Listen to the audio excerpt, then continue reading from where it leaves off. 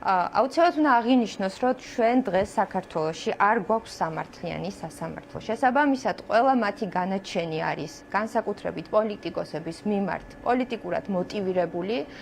ჩვენ დღეს ვსაუბრობთ ოცნების ჯიბის სასამართლოზე და ისინი იღებენ იმ გადაწყვეტილებას, რაც ბიძინა ივანიშვილის რეჟიმისთვის არის მისაღები. შესაბამისად, ჩვენ როგორც მართლმსაჯულებაზე, სამართლიან სასამართლოზე ვერ ვიმსჯელებთ ცხადი ამ გადაწყვეტილებებზე და შორს რომ არ წავიდეთ, ჩვენ გვაქვს ტროტუარის საქმე, ჩვენ გვაქვს დაკავებული, დაპატიმრებული გოგონების, სტუდენტების საქმე ტროტუარზე დგომის გამო. ასევე თათია მექვაბიშვილი, პატრიოტი, უწესიერესი ადამიანია დაკავებული ასევე ტროტუარის გამო.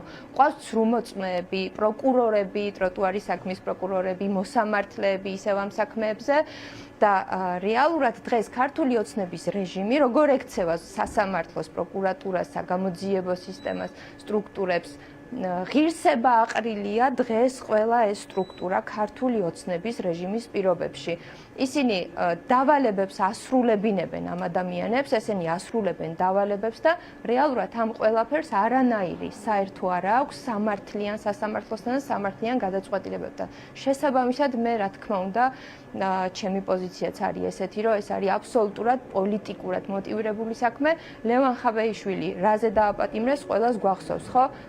ტელევიზიით გასული კომენტარის ინტერვიუს გამო. რაღაც არ მოეწონათ მის ნათქვამში და გადაწყვიტეს, რომ ეს იყო პატიმრობის საფუძველი. ცხადია, ეს არის აბსოლუტურად თავიდან ბოლომდე მოტივირებული საქმე და რა თქმა უნდა, ეს უნდა შევცვალოთ და ერთად უნდა შევცვალოთ ყველა ამ ქვეყანაში. სასამართლო რეალურად დღეს არ გვაქვს ჩვენ.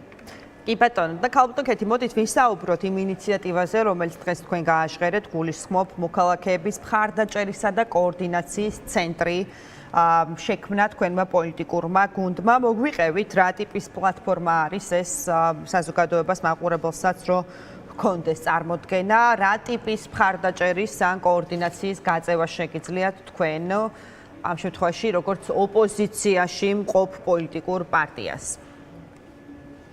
ძალიან დიდი მადლობა ამ თემის წამოწევისთვის, იმიტომ რომ უმნიშვნელოვანესია ამ ამბავმა, რაც შეიძლება მეტი ჩვენი მოქალაქე მოიცვას და მეტმა ადამიანმა გაიგოს ამ ახალი ცენტრის შესახებ, რომელიც თავიდან ბოლომდე შევქმენით იმისთვის, რომ ჩვენ დავეხმაროთ ჩვენს მოქალაქეებს. აუცილებლად უნდა ითქვას ის, რომ ცალ-ცალკე პარტია მოქალაქეები, პარტია ლელო, რა თქმა უნდა, ჩვენ ვეხმარებოდით მოქალაქეებს, ვუწევდით სამართლებრივ დახმარებას, მაგრამ ეს უკვე არის გაცილებით სხვა მასშტაბის, აქ უკვე არის მთელი ორი პოლიტიკური პარტიის იურისტების გუნდი გაერთიანებული და ცხადია ეს დახმარება იქნება უფრო მასშტაბური და რატომ არის ახლა ეს აქტუალური? დღეს ჩვენს ქვეყანაში ძალიან ბევრი ადამიანი იჩაგრება სამართლებრივად, ძალიან ბევრ პენსიონერს ძარცვავს ლიბერთი ბანკი, მათ ჭირდებათ სამართლებრივი დახმარება, ძალიან ბევრ ადამიანს ართმევენ სოციალურ დახმარებას პოლიტიკური ნიშნით, ძალიან ბევრ ადამიანს უშვებენ სამსახურებიდან პოლიტიკური ნიშნით. ამ ადამიანების დაცვა, მათი გვერდით დგომა, მათთვის დოკუმენტაციის მომზადება ძალიან მნიშვნელოვანია, იმიტომ რომ ეს რეალურად ეხმარება ამ ადამიანებს. თქვენ თქვით, რომ აი როგორც ოპოზიციას ეხა ესე გამოვიდა, რომ რა შეგვიძლია რომ გავაკეთოთ, ხო, ძალიან ბევრი შეგვიძლია რომ გავაკეთოთ. ოპოზიციაში ვართ, მაგრამ ძალიან ბევრ ცვლილებებს ვაკეთებთ ამ თითოეული ადამიანისთვის. მაგალითად, მე მაქვს უკვე ასობით განულებული სესხი, მხოლოდ იმიტომ რომ შევიმუშავე რეკომენდაციები ჩემს გუნდთან ერთად და ამ რეკომენდაციებით მოვუგეთ ლიბერთი ბანკს და ასობით პენსიონერს დღეს სესხი ლიბერთის მოტყუებით გაფორმებული სესხები აღარ აქვს. რა თქმა უნდა, ეს არის ზღვაში წვეთი, იმიტომ რომ 400,000 პენსიონერია რეალურად მოტყუებული და მათ გაცილებით მეტი დახმარება ჭირდებათ და შესაბამისად ამიტომაც გავაფართოვეთ ჩვენ ეს მიმართულება და უკვე ცენტრის ფარგლებში შევქმნით ეს ყველაფერი. ჩვენ შესაძლებლობა გვექნება, რომ არა მარტო თბილისში, უკვე რეგიონებშიც გავიდეთ და იქ ადგილზე დავეხმაროთ ადამიანებს. ამ მიმართულებაც გარკვეული გამოცდილება მაქვს, მაგრამ ბევრად ეფექტური და ძლიერი იქნება ეს ყველაფერი. ზოგადად მიმაჩნია, რომ სამართლებრივი ტიპის დახმარება შეგიძლიათ. აი მე დაგისვამთ ახლა იმ კითხვებს, რომელიც შეიძლება მოქალაქეს გაუჩნდეს ახლა, ხომ? აი გეტყვით ერთი წამით აზრს დავასრულებ და მოგისმენთ აუცილებლად. არა, მხოლოდ სამართლებრივი არა, ჩვენ მოგმართავენ ადამიანები სხვადასხვა ჩივილით, რომ მაგალითად თავზე ენგრევათ სახლი და ამ ამბის გაშუქება უნდა და ხმამაღლა საუბარი, ხო? საფრთხის ქვეშ არიან და ასე შემდეგ. მაგალითად მოგმართავენ ადამიანები, რომ რაღაც სადღაც წყალი გაედინება სახლის ქვეშ და შესაბამისად შეიძლება მეწყერი გამოიწვიოს ამ ყველაფერმა. ესეთი ძალიან ბევრი შემთხვევა აბსოლუტურად. მაგრამ თქვენ ხო ტელევიზია არ ხართ, ქალბატონ ქეთი, თქვენ პოლიტიკური პარტია ხართ. მე შეგახსენებთ, რა თქმა უნდა, მე ტელევიზია არ ვარ, მაგრამ სულ ცოტა ხნის წინ, იმიტომ რომ მე წავედი და პირველი სკოლის წინ ჩავწერე ვიდეო, თქვი საჯაროდ თუ რა დიდი საფრთხე იყო პირველ სკოლაში მოსიარულე მოსწავლეებისთვის ის 5 და 6 მეტრიანი ჩასავარდნი, რომელიც არსებობდა მიწისქვეშა გადასასვლელის სახით, მე მოვთხოვე მოსულიყვნენ მერიის წარმომადგენლები შეეფასებინათ საფრთხეები და ზუსტად 2 კვირაში იქ გაკეთდა ჯებირი. მე სულ არ მგონია, რომ ეს არის უმნიშვნელო ამბავი და ეს არაფერს არ ნიშნავს, იმიტომ რომ მოდი ვკითხოთ იმ მშობლებს, რომლებიც ამის თაობაზე ძალიან წუხდნენ. დღეს ასობით ბავშვს საფრთხე აღარ აქვს ამ სკოლის წინ, მინიმუმ.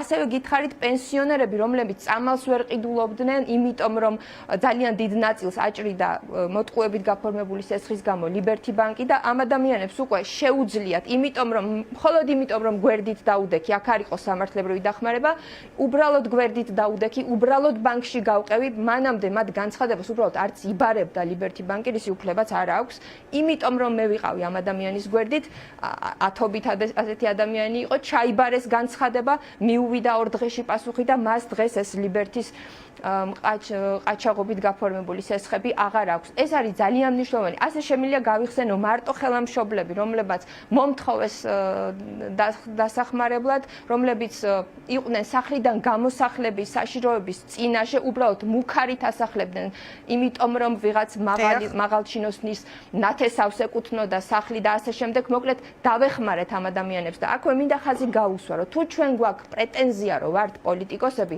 ჩვენ უნდა შეგვეძლოს თითოეულ მოქალაქეს მოусმინოთ, თითოეული მათი პრობლემა გავიზიაროთ, მოვძებნოთ გადაჭრის გზები, იმიტომ რომ სხვანაირად ხა მხოლოდ ფლაიერების დარიგებით და უბრალოდ დანარჩენ ოპოზიციაზე თავდასხმით პოლიტიკას ვერ გავაკეთებთ. ჩვენთვის მთავარია ამ ქვეყნის მოქალაქეები და მათი ბედი. ფლაიერების დარიგებაში ვინ იგულისხმეთ, ქალბატონ ქეთი და წინასაარჩევნო პერიოდში თქვენ არიგებთ ხოლმე ფლაიერებს?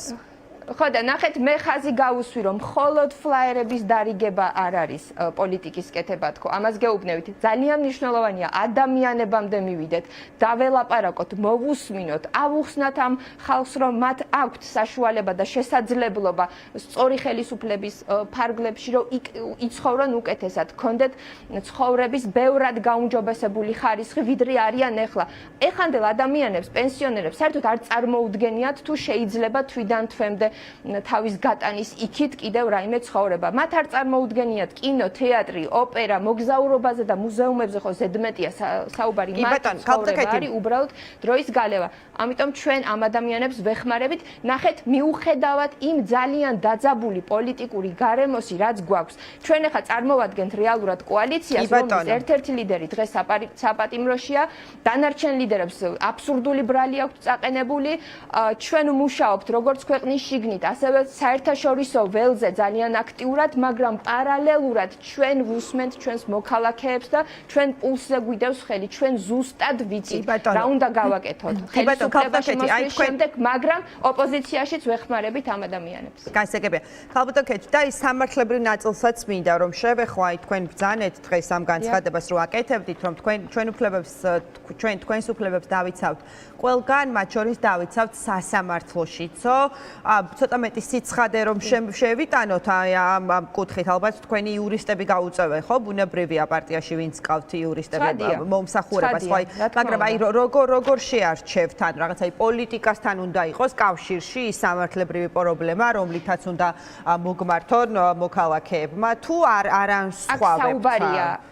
აქ საუბარია მოწყვლად ჯგუფებზე, რომლებიც ოცნების არასწორი პოლიტიკის გამო არიან დაჩაგრულები. აქ საუბარია საუბარია სოციალურად დაუცველებზე, მარტოხელა-მშობლებზე, მრავალშვილიან მშობლებზე, ადამიანებზე, რომლებიც პოლიტიკური ნიშნით გაათავისუფლეს სამსახურიდან, ახალგაზრდებზე, რომლებიც ძალიან ბევრ უსამართლობას აწყდებიან. აი ამ ადამიანებზეა საუბარი, ვისაც თავად არ შეუძლია საკუთარი უფლებების დაცვა, ჩვენ ვიქნებით მათ სახელმწიფოს წინაშე, ანუ ამას ნახეთ, ამას ვაკონკრეტებ. ანუ აკეთეთ, აი შეიძლება ვიღაც არის მრავალშვილიანი დედა და რაღაცა კერძო პირთან აქვს კერძო დავა, თქვენ დაეხმარებით? კერძო პირთან არა, აქ ნახეთ პირდაპირ მე ხაზი გავუსვი, ადამიანები, რომლებიც იჩაგრებიან ოცნების არასწორი პოლიტიკის გამო. ანუ პოლიტიკასთან კავშირში თქვა, ამიტომ დავიწყე შეკითხვა ამ ნაწილით. გასაგებია. ცხადია და პირველ რიგში პოლიტიკა ის არის, რაც მოსახლეობას და საზოგადოებას ეხება, ხომ ესეა? ამიტომ კი. კი ბატონო, გასაგებია. მადლობა.